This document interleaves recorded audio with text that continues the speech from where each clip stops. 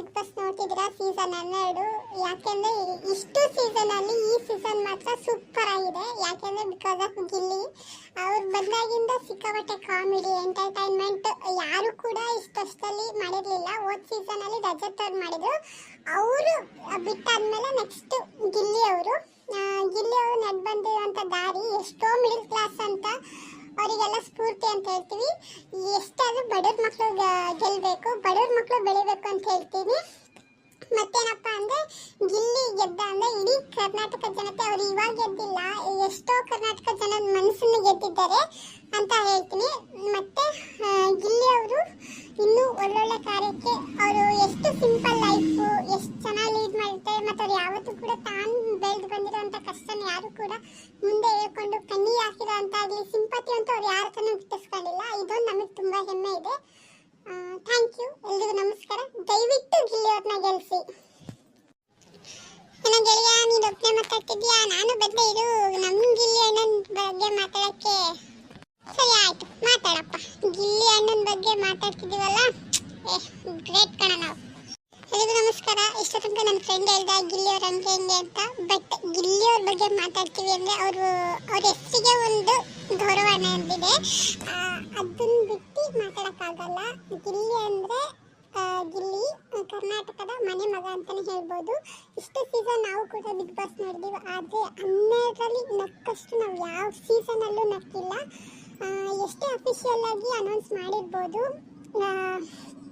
Gilli winner ಅಂತ, ಆದರೆ ಇವತ್ತು ಸುದೀಪ್ ಸರ್ ಬಂದು ಒಂದು ಕೈಯಲ್ಲಿ ಸುದೀಪ್ ಸರ್ ಸ್ಟೇಜ್ ಮೇಲೆ ಹೋಗಿ ಆ್ಯಂಕರಿಂಗ್ ಮಾಡಿ ಒಂದು ಕೈಯಲ್ಲಿ ಗಿಲ್ಲಿ ಕೈ ಇನ್ನೊಂದು ಕೈಯಲ್ಲಿ ರಕ್ಷಿತಾ ಕೈ ಇಟ್ಕೊಂಡು ಗಿಲ್ಲಿ ಇಸ್ ದ ವಿನ್ನರ್ ಅಂತ ಅನೌನ್ಸ್ ಮಾಡ್ತಾರಲ್ಲ, ಆ ಮೂಮೆಂಟು ನಾನು ಕೂಡ ಕಾಯ್ತಾ ಇದ್ದೀನಿ, ನೀವು ಎಲ್ಲರೂ ಕಾಯ್ತಾ ಇದ್ದೀರಿ ಅಂತ ಎಕ್ಸ್ಪೆಕ್ಟ್ ಮಾಡ್ತೀನಿ. ಮತ್ತು ಏನಪ್ಪ ಅಂದರೆ ಗಿಲ್ಲಿ ಅವ್ರ ಸ್ಪೆಷಲ್ಲು ಅವರೆಲ್ಲೂ ಕೂಡ ನಾನು ಬರ್ತನದಿಂದ ಬಂದಿದ್ದೀನಿ ಅಂತ ಎಲ್ಲೂ ಕೂಡ ಹೇಳಿಲ್ಲ. ಬಟ್ ಅವ್ರ ಎಂಟರ್ಟೈನ್ಮೆಂಟ್ ಯಾವಾಗ ನೋಡಿದ್ರೆ ಎಂಟರ್ಟೈನ್ಮೆಂಟ್ ಮಾಡಿ ಎಲ್ಲರೂ ನಗಿಸಿ ಈ 3 ತಿಂಗಳಲ್ಲಿ ಅಷ್ಟು ಜನರ ಪ್ರೀತಿನ ಸಂಪಾದನೆ ಮಾಡ್ಕೊಂಡಿದ್ದಾರೆ. Gilli is the best.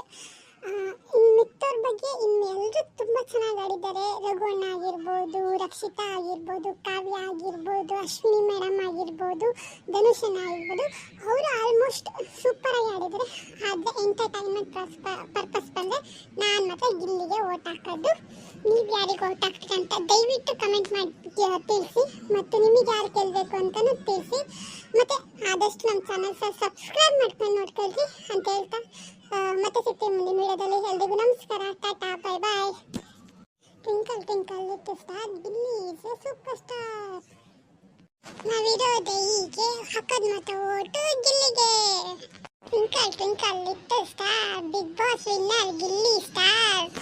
Okay, thank you. ಮತ್ತೆ ಇನ್ನೊಂದು ವಿಡಿಯೋದಲ್ಲಿ ಸಿಗ್ತೀನಿ. ಮತ್ತೆ ನಾನು ವಿಡಿಯೋಸ್ ಹಾಕ್ತೀನಿ, ಯಾಕೆಂದರೆ ನಮ್ಮೂರಲ್ಲಿ ಈಗ ಹಬ್ಬ ಜಾತ್ರೆ ಕಂಟಿನ್ಯೂಸ್ ಆಗಿದೆ. ಸೊ ದಟ್ಸ್ ವೈ ನಾನು ವಿಡಿಯೋಸ್ ಹಾಕೋಕ್ಕಾಗ್ತಿಲ್ಲ. ಇದೊಂದು ತಿಂಗಳು ಸ್ವಲ್ಪ ಹಾಗೆ ಇದೆ, ಆದರೂ ಕೂಡ ಟೈಮ್ ಮಾಡಿಕೊಂಡು ವಿಡಿಯೋಸ್ ಹಾಕೋಕ್ಕೆ ಟ್ರೈ ಮಾಡ್ತೀನಿ. ಮನೇಲಿ ನೆಂಟರು ಕೂಡ ಹಾಗೆ ಬಂದಿರ್ತಾರೆ, ಅವ್ರ ನಡುವೆ ನಾನು ವಿಡಿಯೋಸ್ ಮಾಡ್ತೀನಿ ಅಂದರೆ ಸುಮ್ಮನೆ ಒಂಥರ ಮುಖ ಅಳಿಸ್ದಂಗೆ ಆಗುತ್ತೆ. ಅದಕ್ಕೋಸ್ಕರ ನಾನು ವಿಡಿಯೋಸ್ ಹಾಕೋಕ್ಕಾಗ್ತಿಲ್ಲ. ಲಕ್ಷ್ಮೀ ಜೀವನ ಕತೆ ಕಂಟಿನ್ಯೂಸ್ ಆಗಿ ಹಾಕ್ತೀನಿ. ಮತ್ತು ಯಾವ ಕತೆ ಬೇಕು ಅಂತ ದಯವಿಟ್ಟು ಕಮೆಂಟ್ ಮಾಡಿಸಿ ತಿಳಿಸಿ. ಮತ್ತು ಬಿಗ್ ಬಾಸ್ ಅಭಿಪ್ರಾಯ ಕೂಡ ಕಮೆಂಟ್ ಮಾಡಿ ತಿಳಿಸಿ. ನಿಮಗೆ ಯಾರು ವಿನ್ನರ್ ಆಗಬೇಕು ಅಂತಲೂ ಕೂಡ ಹೇಳಿ ಅಂತ ಹೇಳ್ತಾ ಇದನ್ನು ಇಲ್ಲಿಗೆ ಮುಗಿಸ್ತೀನಿ. Thank you.